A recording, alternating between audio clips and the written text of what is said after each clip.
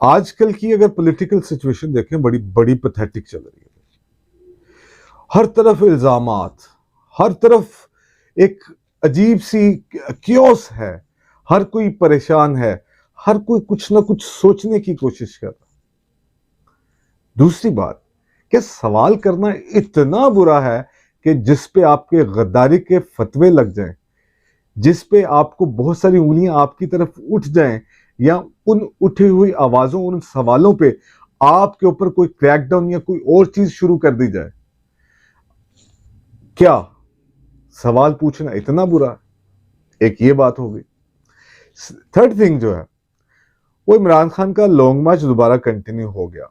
अब इमरान खान से क्या सीखना है?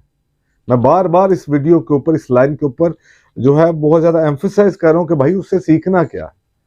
आपको उससे 100 इख्तिलाफ होंगे, लेकिन फिर भी आपको उससे सीखना तो पड़ेगा। आखिर है क्या?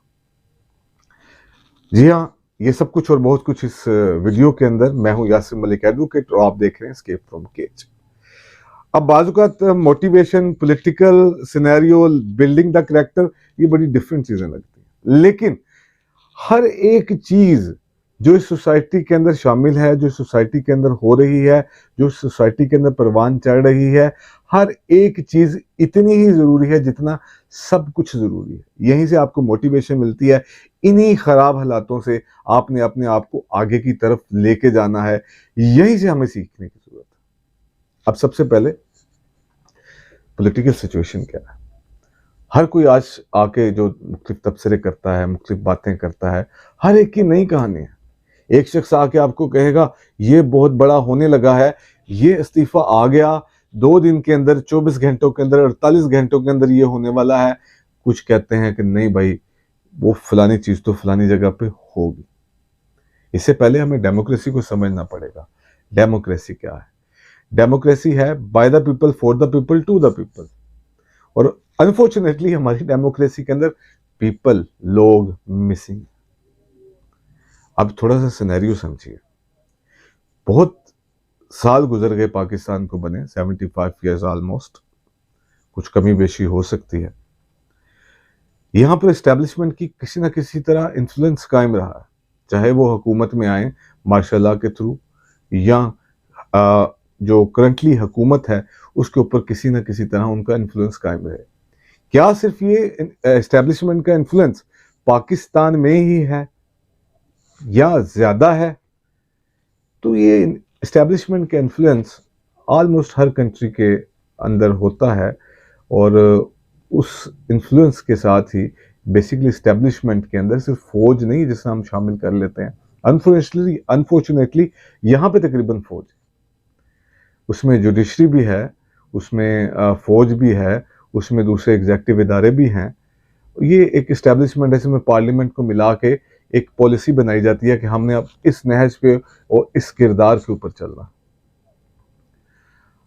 अब क्या हमारे यहाँ ये इन्फ्लुएंस थोड़ा सा ज्यादा है, क्योंकि हमारे यहाँ सिनेरियो कुछ इस तरह से चलते जा रहे हैं। अजीब एक क्योस है, अजीब एक इल्जाम तराशी है, लेकिन उसका जवाब कोई नहीं दे रहा।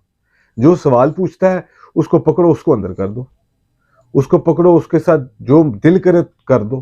क्योंकि जहां पे influence of the institutions, influence of the establishment ज्यादा होगा, वहां पे फंडामेंटल राइट्स बहुत बुरी तरह वायलेट होते हैं, उनको बहुत बुरी तरह से वायलेट किया जाता है। ये एक मेन वजह है क्योस की। यहाँ पे आवाज करो, यहाँ पे सवाल उठाओ।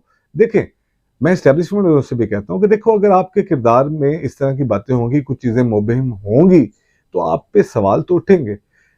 अब ये यूथ वो यूथ है जो सवाल करती है, जिनको हमने खुद ही पढ़ाया लिखाया, जिनको हमने मोबाइल दिए, जिनको हमने सोशल मीडिया का इस्तेमाल दिया, जिसके अंदर बहुत सारे लोगों ने काम करना शुरू कर दिया है। अब लोग किसी और तरह से सोचते हैं, वो सवाल तो करेंगे। आप बजाय कि उनसे लड़ने के, आप उनके सवालों का जवाब देना शुरू कर दीजिए। जब आप उनके सवालों का जवाब देना शुरू कर देंगे, वो लोग सेटिस्फाइड होंगे, तो फिर सवालों की तादाद में कमी आ जाएगी। लेकिन अगर आपका जो किरदार है, आपका जो उसके अंदर रोल है, वो एम्बिगुअस हो गया, वो डाउटफुल हो गया, तो फिर सवालों की नश्तर तेज हो जाएंगे, गुस्सा और नफरत उनके दरमियान में पैदा हो जाएगी, जिसका नतीजा सिर्फ और सिर्फ कयास ही निकलता है, जो कि निकल रहा है। यहां पे जरूरत दोनों तरफ से है कि पैट्रियटिज्म को आगे करके एक दूसरे के साथ बैठा जाए, बात की जाए, हर एक बंदे का रोल डिफाइन कर दिया जाए कि ये आपका रोल है, ये मेरा रोल है, ये मेरा रोल है। एक कॉन्स्टिट्यूशन ऑफ पाकिस्तान है, अब ये किताब है जिससे बाहर ना मैं जाऊंगा, ना आप जाओगे, ना कोई और जाएगा, ना हम जाने देंगे।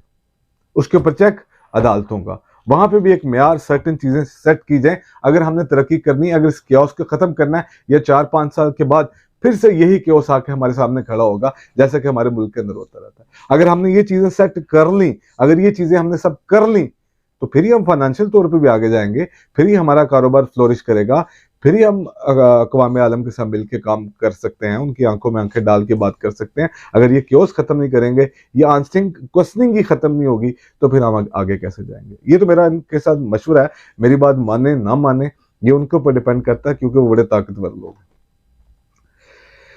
सेकंड थिंग, अब जितनी भी आपने ये पॉलिटिकल सिचुएशन के बारे में बात की, इल्जाम तराशियां हैं, तो हमारे यहाँ एक आदत है कि हम इल्जाम तराशियां लगाते रहते हैं। अब सवाल पूछूंगा तो क्या मैं गद्दार हो जाऊंगा? भाई, अगर आपके किरदार के अंदर, आपके रोल के अंदर कुछ ऐसी बातें आ रही हैं जहां पे सवाल बनते हैं, तो सवाल तो उठेंगे। सवाल तो अच्छे हैं, सवाल तो सीखने के लिए जरूरी हैं। तो आपके सवाल ना किए जाए, बेहतर है कि आप अपना रोल को बेहतर कर लें। आप एक साइड पे खड़े हुए नजर आ जाएं, या आप ना आए, आप न्यूट्रल हों, तो प्योर न्यूट्रल नजर आने चाहिए। ये क्या बात हुई कि मतलब अगर क्या है, कोई एज अ जनरल कर्नल या किसी फौज या किसी एस्टेब्लिशमेंट के इदारे से ताल्लुक रखता हूं, तो मेरे पे एक FIR लॉन्च नहीं हो सकती? भाई, सवाल तो है। Being a Pakistani, being a lawyer, यार मैं अगर एक कॉन्स्टिट्यूशन ऑफ पाकिस्तान या एक अंडर द लॉ आता हूं, तो फिर मुझे आने दीजिए, आने दीजिए।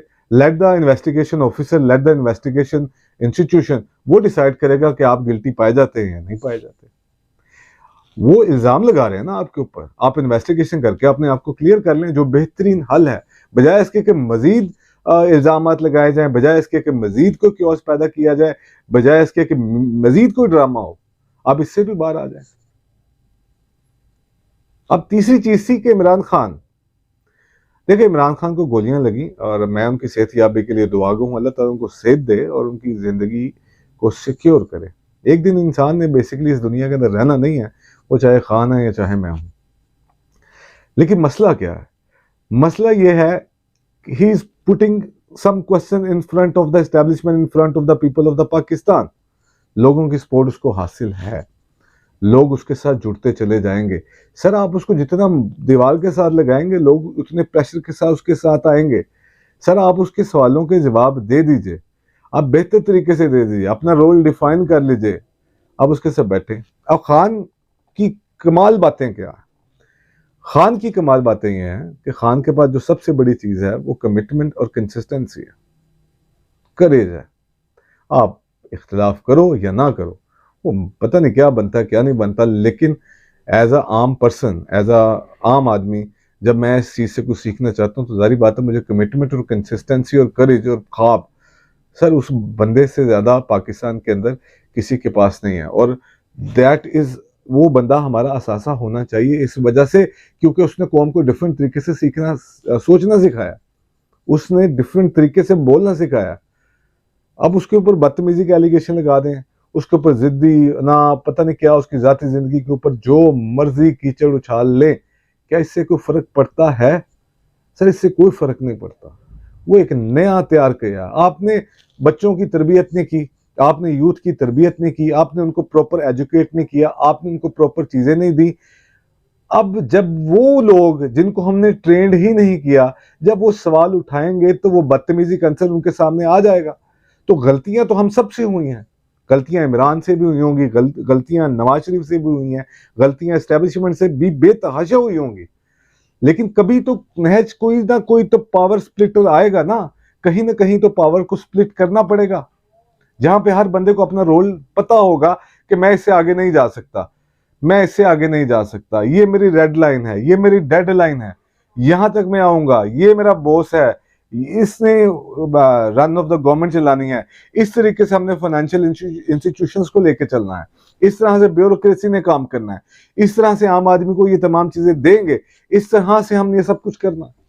सर डिफाइन ही नहीं करते, फिर बदतमीजी की बात आ जाती है।